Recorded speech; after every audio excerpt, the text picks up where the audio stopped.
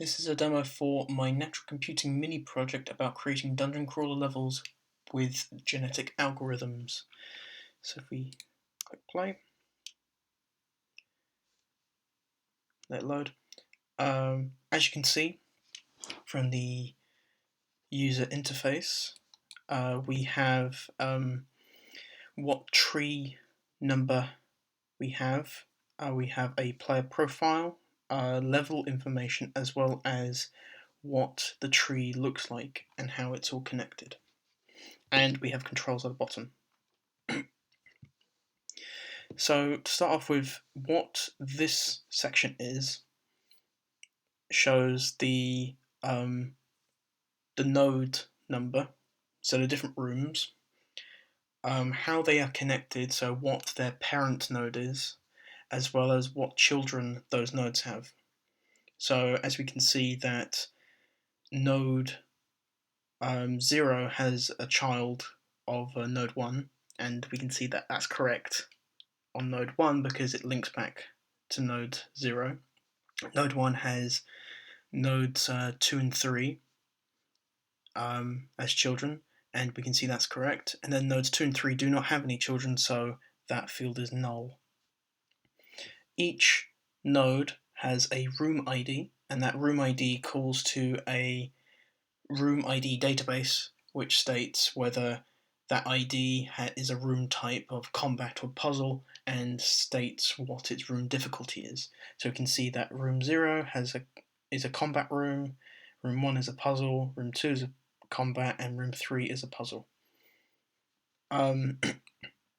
The difficulties are 20, then 2, 24, and 4.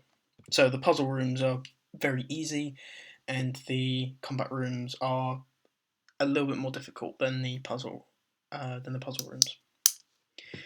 The level information is the general information that it's got from here, and it's used to compare against the player profile. So the combat and puzzle are the percentage of combat and puzzle within the level itself, and we can see that it's 50% each way. Because there's 4 rooms overall, and there's 2 of each type. The size is the size of the level, so it's the number of rooms or number of nodes within the level itself. So you can see that it's got a size of 4. And the difficulty is the average difficulty across all the different nodes. So if you were to add 20, 2, 24, and 4 together, divide that by 4, you'll get 12%. The player profile is essentially the same. It's just stating what the program has interpreted how the player would like their level, or what level they would be looking for. So the player is looking for a level that has 50% combat rooms, 50% puzzle rooms.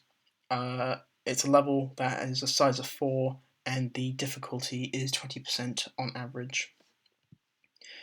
So using Euclidean distance for each of these, the level fitness comes to 0.075, so it's a pretty good match. The only thing that is a little off is the difficulty.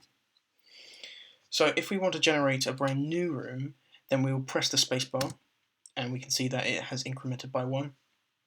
And you would notice that the rooms have changed, and the player profile is slightly different, as well as the level being slightly different. So the player profile, each time I press spacebar, increases the size by 1 and the difficulty by 0.005. The level which is selected that's on the screen is the so-called fittest level that that is in its pool of levels, and it's the one that is selected out. So we notice that the room layout hasn't changed, but the room IDs have, and the room types, as well as the difficulties, have changed. The number of rooms have not changed, and the difficulty has increased to something that's a bit more similar to what the player is looking for.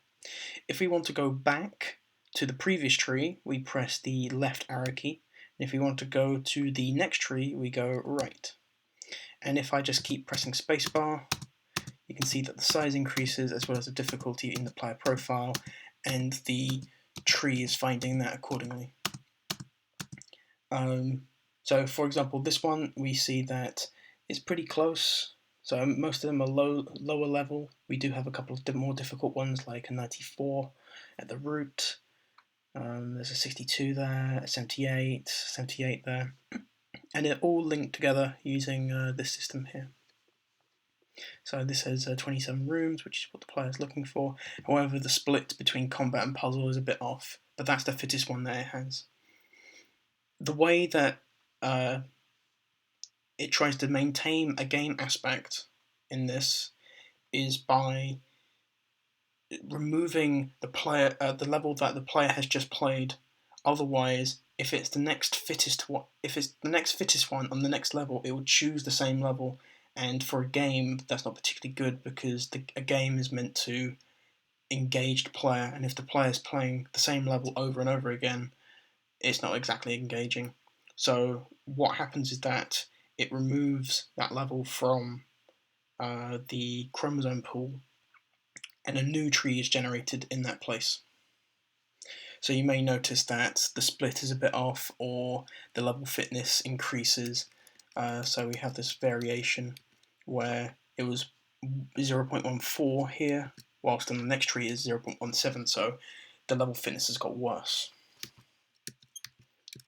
because of the difficulty change and the size change. If we want to create a brand new set of levels, starting at 0 or starting at 1, we just press R to reset the program, and then we can start again by going through and having a look. For example, this tree has on 0 a child node of 1. Then at 1 you have 2, 3, and 4, which will point back to 1. And then for 4, it has a child node of 5, which points back to 4. And that concludes this demo of my genetic tree algorithm.